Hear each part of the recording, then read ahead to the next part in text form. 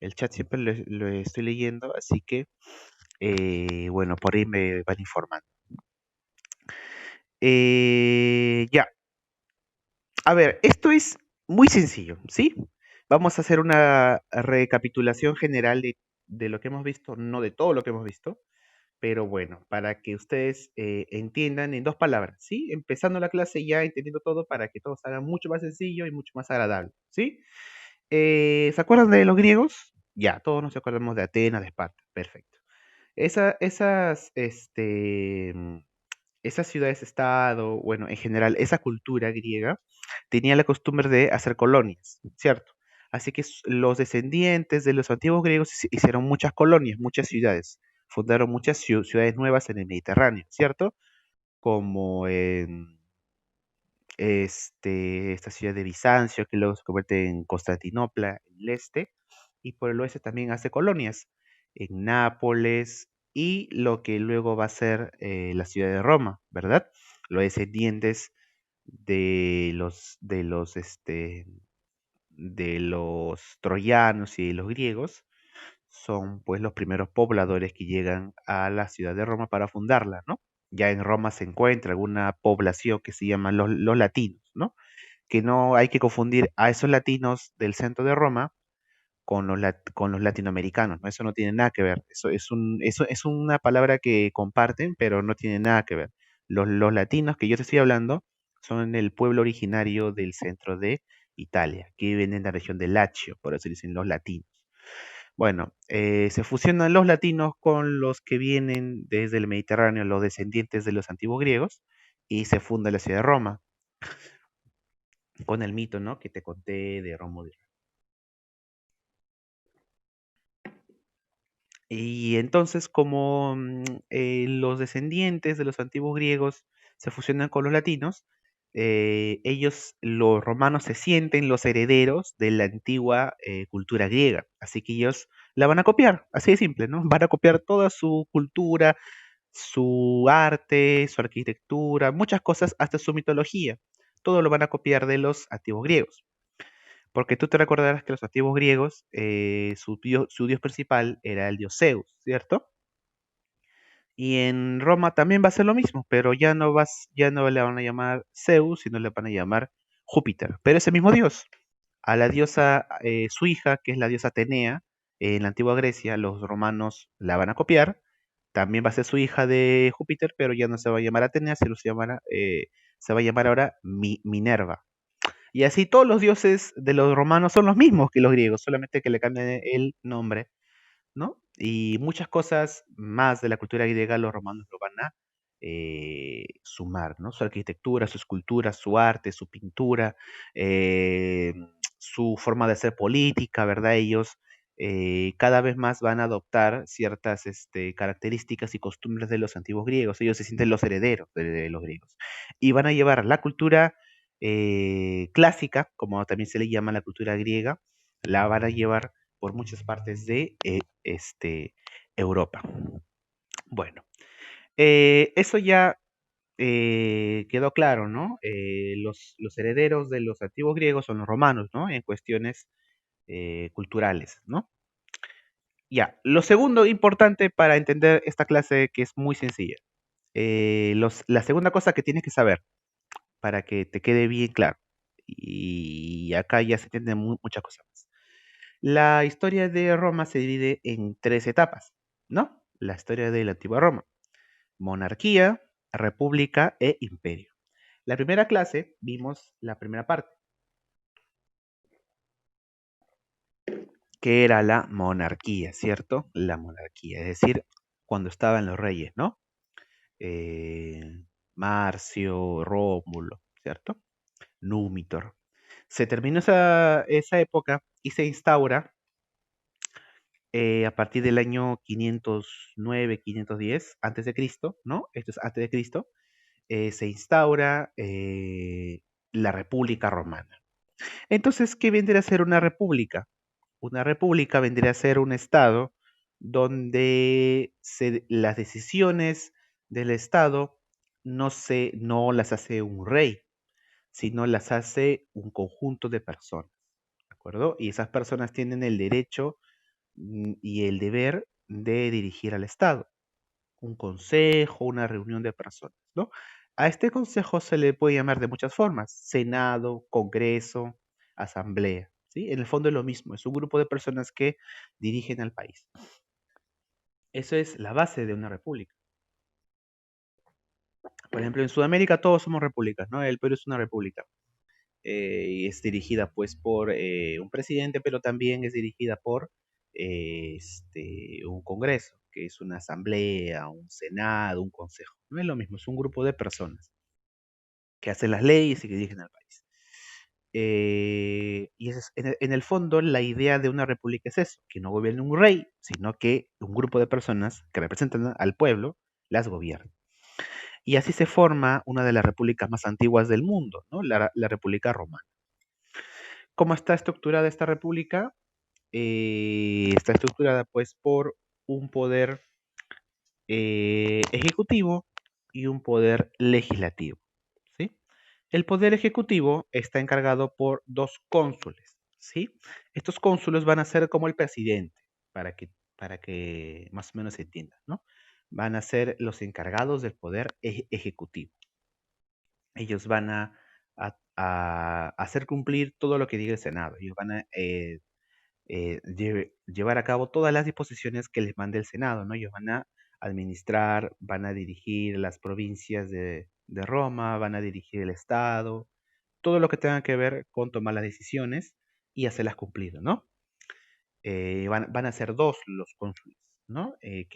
Que gobiernen Roma al mismo tiempo. A ver, para que te hagas una idea, ¿no? Lo comparamos con el Perú, con lo más sencillo, con lo que todos conocemos. El Perú también es una república, ¿no? Bueno, el Perú tiene tres poderes del Estado, los cuales son poder ejecutivo, poder legislativo y poder judicial, ¿ya? Ese es el Perú, ojo. El Perú tiene, uy, a ver, el Perú tiene tres poderes del Estado: poder ejecutivo, poder legislativo y poder judicial. Muchas repúblicas en el mundo tienen también tres poderes: Estados Unidos, Brasil, Ecuador, Bolivia, todo lo que son repúblicas tienen tres poderes del Estado: el poder ejecutivo, legislativo y judicial. El ejecutivo está conformado por el presidente. El legislativo está conformado por el Congreso. Y el judicial es la Corte Suprema de Justicia, ¿no? El que se encarga de administrar justicia. El poder ejecutivo se llama así porque el presidente es el que ejecuta las leyes, es el que hace cumplir las leyes, es el que se encarga de que se construyan carreteras, que se encarga de que se hagan estas leyes, que se maneje bien el dinero, todo. Él es el que ejecuta todo. El poder legislativo es el Congreso porque ellos hacen leyes, legislan, gobiernan el país, ¿sí? Y el judicial, bueno, se encarga de administrar justicia. Ya, eso es lo más básico, ¿sí? De todas las repúblicas. ¿Cómo era en Roma? Era muy similar, ¿no? Es más, las repúblicas modernas se basan en la antigua Roma para gobernar sus países, ¿sí? En la República Romana habían dos poderes: el poder legislativo y el poder ejecutivo. El poder ejecutivo estaba al mando de dos cónsules, lo que estamos viendo aquí, dos al mismo tiempo. Es decir, durante un periodo hay dos cónsules, por así decirlo, dos presidentes. Es como si hubieran dos presidentes, ¿sí? En la antigua Roma, al mismo tiempo. Uno se encarga de ver lo que es más lo político, lo administrativo, y a veces uno se encarga de ver lo militar. Esto de aquí se puede ir cambiando con el tiempo, depende de los cónsules, ¿no? Eh, Esto va a tener problemas en un futuro en Roma, porque a veces los cónsules se van a estar peleando y van a tener muchos problemas, pero bueno, eso lo vamos a ver luego.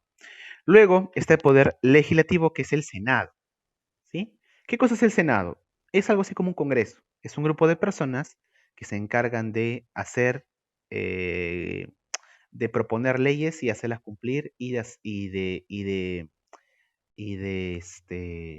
promulgarlas, ¿sí? Luego esas leyes las tiene que ejecutar ya los cónsules, ¿no? Pero se llama poder ejecutivo. Un senado es un sinónimo, es lo mismo que decir congreso, es lo mismo que decir asamblea, que decir parlamento, ¿sí? Es un grupo de personas que representan a la mayoría de la población y que se encargan de hacer leyes y de dirigir al país. Las decisiones eh, más importantes del Estado lo van a tomar ellos, ¿sí? Ese es el Senado. alzan la mano y dicen, ya, ¿quién vota porque esta ley se cumpla? Y hay votos a favor y votos en contra, ¿no? Ese es el Senado, que es lo mismo que un Congreso, lo mismo que una Asamblea Nacional que se encarga de dirigir a un país.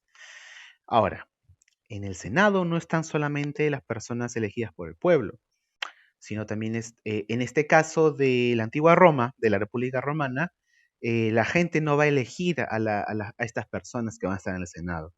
No va a haber una democracia constante en la República Romana. ¿Quiénes van a estar en el Senado en Antigua Roma? Solamente van a estar los patricios. ¿Te acuerdas de los patricios? Los patricios eran las personas más adineradas y las que estaban en la cúspide de la pirámide social, ¿no? La gente mejor, la gente más privilegiada, los patricios, los que tenían, los que eran dueños de esclavos, los que eran dueños de tierras, los que tenían dinero. Ellos eran los patricios, los aristócratas, ¿no? Solamente ellos estaban en el Senado. Las demás clases sociales no. Esto va a tener muchos problemas también en un futuro, porque los plebeyos, las personas comunes y corrientes, los ciudadanos romanos, van a decir, oye, pues solamente, ¿por qué solamente en el Senado deben estar los patricios? También debe estar gente del pueblo, gente que no tenga propiedades, que no tenga esclavos, gente ciudadana de Roma. Entonces, los plebeyos van a luchar para que tengan representación en el Senado. Eso lo vamos a ver también luego. A ver, quiero ver si es que hay un, este, a ver, voy a ver si es que hay un problema con,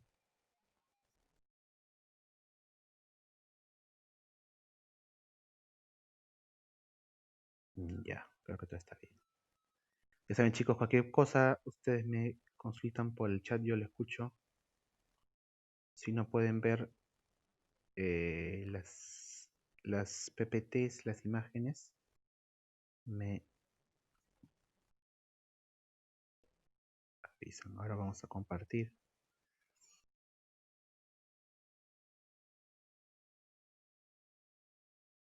Eh, ya, ahora sí.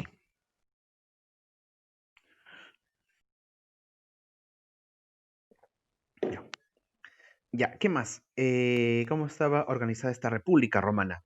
También habían asambleas, ¿sí? Eran especies de reuniones eh, que se instauraban cada cierto tiempo, ¿no? Cuando habían ciertos problemas, se instauraban asambleas, ¿no?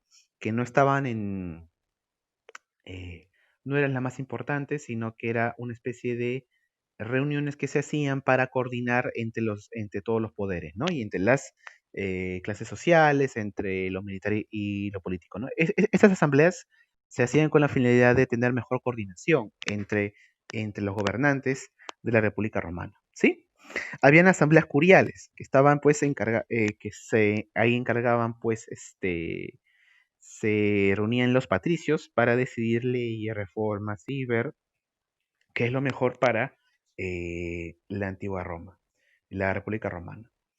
Eh, Parece sencillo esto, pero bueno, en general el tema es sencillo, ¿no? Pero en el pasado, en Roma, era muy complicado esto, porque Roma, la mayor parte de su historia se la pasó en guerras, ¿sí? Porque como ellos, como te decía antes, ¿no?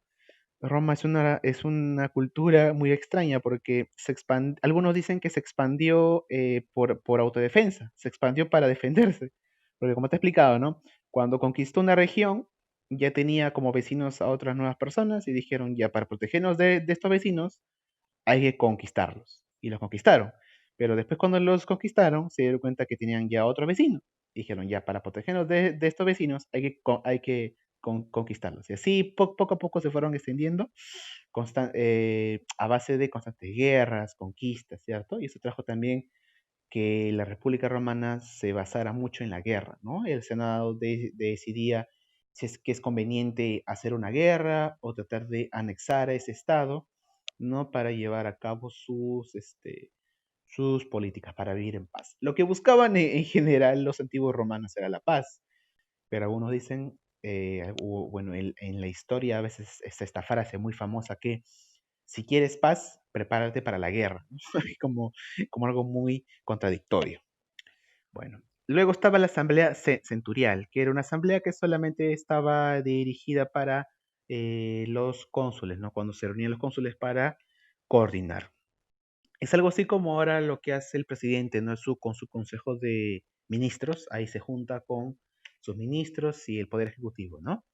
En el caso de la antigua Roma, esa es la asamblea centurial. Se juntan los cónsules y siempre, bueno, mayormente tocan temas militares, ¿no? Vienen también los jefes del ejército y coordinan pues cuáles son las acciones que van a realizar. Como te digo, la mayor parte del tiempo en la antigua Roma estaban en guerras, ¿no? Con las poblaciones aledañas. Y bueno, la asamblea tribal ya es cuando vienen los representantes del pueblo, ¿no? Los representantes de los plebeyos a coordinar con los senadores, ¿no? Luego habían otros cargos ya menos importantes como los censores que se encargaban de hacer censos, de ir por las ciudades de Roma, del Imperio Romano, ¿no? A las provincias del Imperio Romano y a ver cuánta población hay, ¿no? Censar, lo que se conoce como el censo, ¿no? El conteo de la población. Cuestores se encargaban de recargar los impuestos, era algo así como la SUNAT, ¿no? Era algo así como los que recaudan impuestos, ¿no? Se encarga de ver de que tú no tengas deudas, de que tú pagues tus impuestos a tiempo. Porque te recuerdo que en palabras sencillas, un Estado vive de los impuestos de la gente, ¿no? Si no hay impuestos, no hay Estado, ¿no? No hay dinero para el Estado, ¿no? Entonces, eso es algo muy importante para un Estado. Y los pretores son los jueces, ¿no? Este, los que administran justicia. Y te iba a decir algo y se me olvidó. Un dato. Se me fue. Bueno, luego ya me acordaré.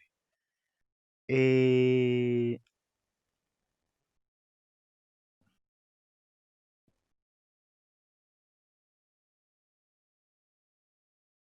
ya.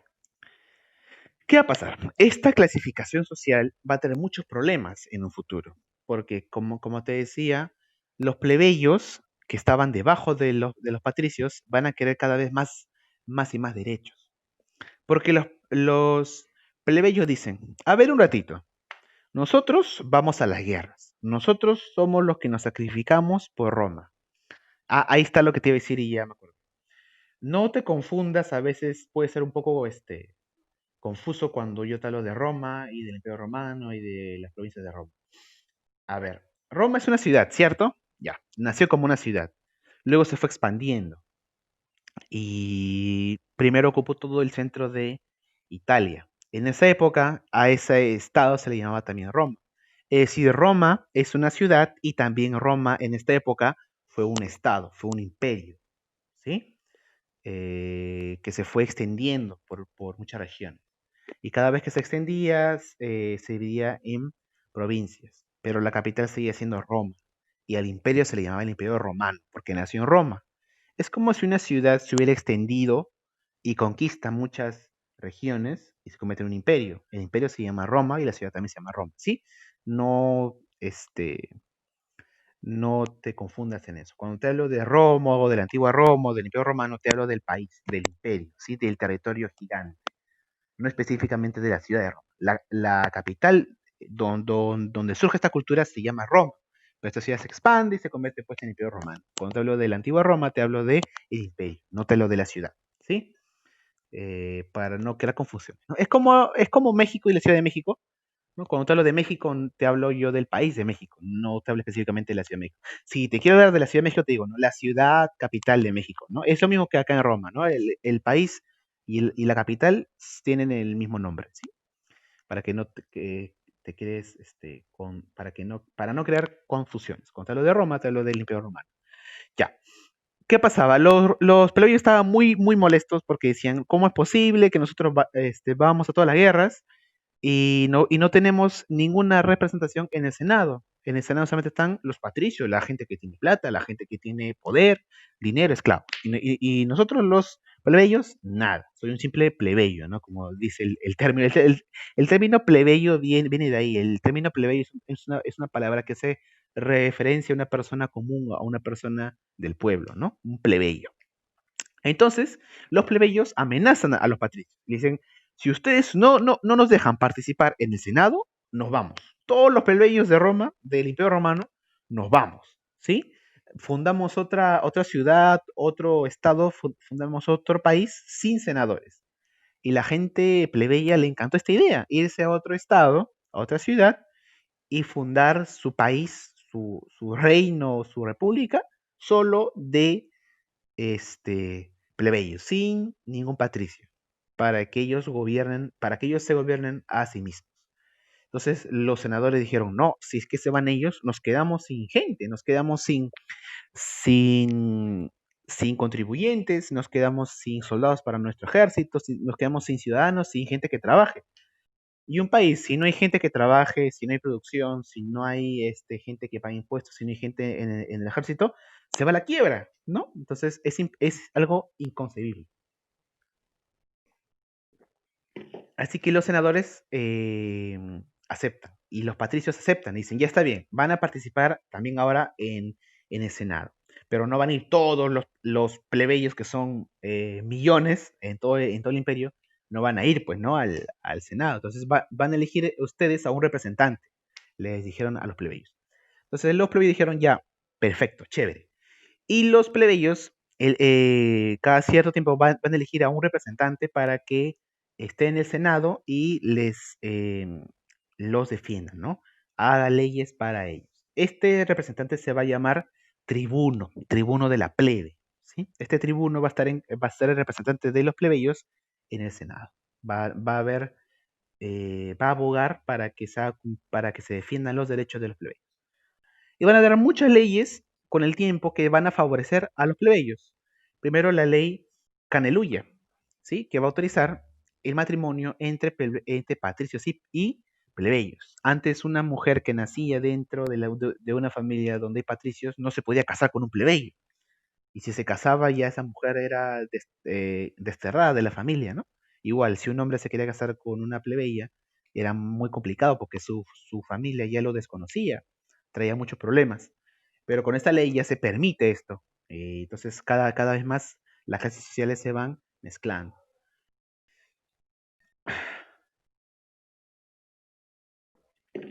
Luego están las leyes licinias, ¿no? Que permiten a los plebeyos ocupar cargos públicos, ¿no? Como censores, como cuestores, ¿no? Como pretores también, ¿no? Gente que se encarga de llegar al poder y administrar en base a cargos públicos. También hay la ley Claudia, ¿no? Que prohíbe a los senadores tener empresas, transacciones comerciales para que no le dé, pues, una ventaja, un beneficio a su empresa, ¿no? Para que su empresa no tenga que ver con el Estado, para que no haya corrupción, pues, ¿no? Y finalmente la ley Oculnia, que permite a los plebeyos asumir cargos públicos. Bueno, chicos, para terminar, vamos a ver lo que pasó en Roma durante esta época, ¿no? Esta época se enmarcó por muchas guerras entre el Senado, las asambleas, entre los cónsules y también el propio Senado, incluso hasta los mismos cónsules. ¿Qué va a pasar? Cuando Roma deja de ser una, una monarquía y pasa a ser una república, eh, los senadores que ya están en el poder, ellos quieren formar un poder ejecutivo, pero que no sea un rey, que sea personas que sigan las leyes que den los senadores, ¿no? Que no sea un rey que haga lo que quiera, ¿no? Sino que sea un cónsul que esté bajo el dominio de los senadores. Y así nacen los cónsules, ¿no? Pero ¿qué pasa? Primero convocan a un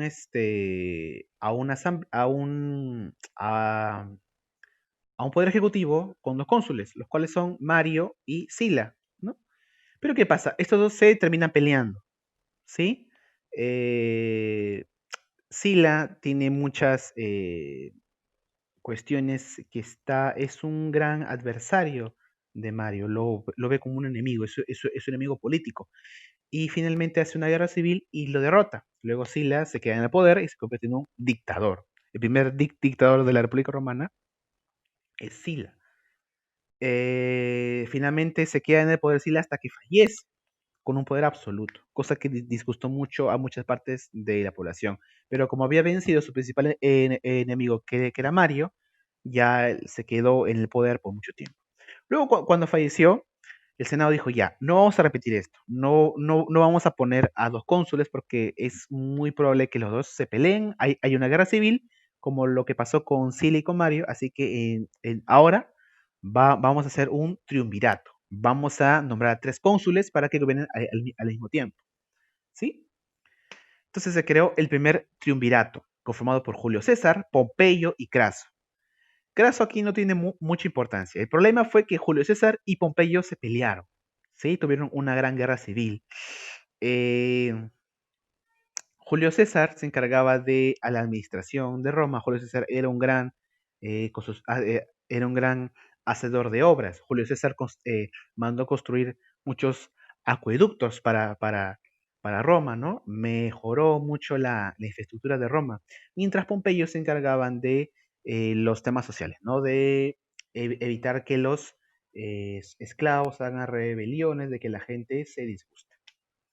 Pero Julio César y Pompeyo se declararon también como enemigos y hubo también una guerra civil en donde Julio César vence a Pompeyo, lo manda a matar y Julio César se queda con todo el poder. Pero ¿qué pasa luego? En el Senado, Julio César es traicionado por uno eh, de sus asesores, por uno de sus principales aliados políticos, por Marco Bruto, así se llamaba, Bruto. Él lo traiciona y mata a Julio César. Por eso que Julio César, a la hora de cuando está agonizando, ¿no? Porque es una parte de la historia muy triste. Cuando Julio César está agonizando, ve a que antes era su amigo, a Marco Bruto, y le dice, tú también, hijo mío. Es como si todos están en mi contra, y tú también, tú que te consideré como mi hijo, me has traicionado, y finalmente así fue como murió, pues, Julio César, ¿no? Un gran personaje de la antigua Roma. Que esto causó mucho disgusto en la población romana porque veían a Julio César como un gran gobernante, ¿no? El César, por eso le decían el César. Eh, claro que después ya tuvo conductas ya más de tirano, lo que condujo a su muerte, ¿no? Luego, ¿qué pasó? Se formó el segundo triunvirato. El Senado volvió a decir, oye, estamos, cada vez que nombramos a nuevos líderes, pasa algo, ¿no? Hay una guerra civil o un problema. Entonces, formaron a un nuevo triunvirato. Ahora esta vez estaba conformado por Marco Antonio, Lépido y Octavio. ¿Y qué creen que pasó? También hubo una guerra civil. Se pelearon entre Marco Antonio y Octavio. Pero este tema ya es un tema muy interesante y controversial. ¿Qué pasa? Durante este periodo, Marco Antonio, o bueno, en general, el Imperio Romano hace muchas campañas hacia Oriente, ¿sí? Se empieza a expandir hacia Oriente, hacia Asia Menor y lo que ahora es Egipto. Y en Egipto ya se encontraba pues en decadencia hace mucho tiempo, ya había pasado por muchos reyes, había pasado ya Alejandro Magno hace mucho tiempo, ya había pasado a ser un estado ya que no era independiente, ¿no? Ya dependía de otras potencias. En ese momento Roma llega hasta Egipto. ¿Y quién estaba en Egipto? ¿Quién gobernaba Egipto? No había un faraón, había una faraona, la famosa Cleopatra, ¿sí? Que era una mujer muy inteligente y lo que cuenta la historia que también era una mujer muy bella, que utilizó su belleza, su astucia, su inteligencia para hacer lo que ella quería, para llevar a cabo sus planes, ¿no? Era una mujer muy apta, sabía mucho de política, era una mujer muy culta, sabía mucho de libros, mucho de política, y algunos dicen que sabía hasta 9 idiomas. Imagínate, aprender idiomas en una época que no existe pues internet, en la que no existe nada de eso, solamente con libros y leyendo hay que ser realmente muy inteligente, ¿cierto? Y Cleopatra lo era. ¿Qué pasó con Cleopatra? Cleopatra sabía que con su belleza, con su astucia, con su inteligencia podía eh, aspirar a tener mucho más poder. Lo que algunos cuentan, lo que algunos historiadores cuentan es que Cleopatra quería devolverle el antiguo esplendor que tenía el antiguo Egipto. Quería volver a Egipto a ser un estado grande como era antes. En ese entonces, Egipto pues se encontraba bajo amenaza del Imperio Romano. Así que Cleopatra utilizó todos sus virtudes para primero tener contacto con Julio César. Y en un momento llega a enamorar a Julio César y lo convierte pues en una especie de, se convierte como en su esposo, ¿sí? En su pareja. Esto es visto como a los ojos también en la antigua Roma, pero no duró mucho tiempo porque finalmente lo mataron. Años después llega Marco Antonio y Marco Antonio cuando llega a Egipto se queda perdidamente enamorado de Cleopatra. ¿Sí? La declara como su reina, ella es la sucesora de todo el esplendor de Roma, quiere unir a los dos mundos, ¿no? Al mundo romano, al mundo clásico, al mundo europeo, con el mundo egipcio, ¿no? Quiere unir esas dos culturas. Entonces Marco Antonio ve a Cleopatra como su esposa y Cleopatra también se enamora de Marco Antonio. E incluso Marco Antonio la lleva a Cleopatra hasta Roma. En Roma es muy mal vista Cleopatra. La ven como una mujer muy exótica, como una mujer extraña, ¿no? En medio de Roma. Piensa que es una mujer que viene de otro planeta, ¿no? Y Cleopatra rápidamente se gana muchos enemigos en antigua Roma. Tenían cierto respeto por ella porque Cleopatra tenía antepasados griegos. No quiero meterme mucho en este tema porque nos queda muy poco tiempo, pero Alejandro Magno conquistó también el antiguo Egipto y llevó a muchos funcionarios este, griegos a que dirijan este, Egipto. Uno de ellos es Ptolomeo, ¿no? Que tiene ahí, es el que gobierna Egipto por mucho tiempo con la dinastía ptolemaica y deja muchos herederos griegos. Muchos griegos van a al antiguo Egipto. Entonces, la descendencia real luego se mezcla con la población egipcia y de esa descendencia también surge Cleopatra, que también tiene antepasados griegos. Por eso que también es un poco respetada en la antigua Roma. Pero siempre causa mucha controversia Cleopatra. ¿Qué pasa con Marco Antonio? Marco Antonio tiene una guerra con Octavio y Octavio lo vence. Eh, lo hace huir a Marco Antonio fuera de Roma y Marco Antonio se suicida. ¿Qué pasa? Cleopatra se entera de que Octavio ha vencido en la guerra civil y que Octavio ahora va a conquistar Egipto por la fuerza y que todo su plan estaba, pues se vio vencido y al ver que habían matado pues al amor de su vida que era Marco Antonio, Cleopatra se suicida. ¿Cómo se suicida Cleopatra? Se va a su cuarto, se echa a su cama y deja a una serpiente que la pique y finalmente ahí se muere. Y esta historia es uno de los amores más grandes de la historia antigua, ¿no? Entre Marco Antonio y Cleopatra, ¿no? La historia también tiene algunos momentos para recordar, ¿no? Algunos momentos trágicos y también la historia también cuenta acerca de muchos amores que han surgido en la antigüedad. Bueno, jóvenes, eso fue la historia de hoy. Espero que les haya servido de algo. Vamos a cerrar sus con sus preguntas. A ver, voy a volver.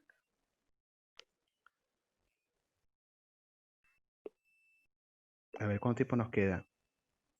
Termina esto a las 9:50. Quedan 5 minutos. Si aquí tienen alguna pregunta, eh, preguntas, me las hacen llegar ahora para cerrar con el tema. Ya saben que sus preguntas son importantes porque al final suman bastantes puntos, ¿sí? ¿Preguntas, chicos?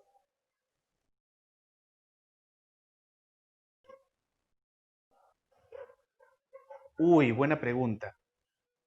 Creo yo que era una cobra, porque recuerdo que en la historia hablan de un cascabel. Entonces las cobras son las que tienen los cascabeles. hay serpientes que cuando te pican pasan horas y ya te mueres, ¿no? Pero esto también de la antigua relación entre el amor entre Cleopatra y Marco Antonio está un poco mezclado con el mito, porque los antiguos historiadores griegos, los antiguos historiadores romanos mezclaban mucho los hechos con el mito. Entonces a veces le ponían ciertas cosas para sus libros, ¿no? No se puede saber a ciencia cierta, es que realmente todo esto era por amor o porque había intereses más políticos, ¿no? Pero bueno,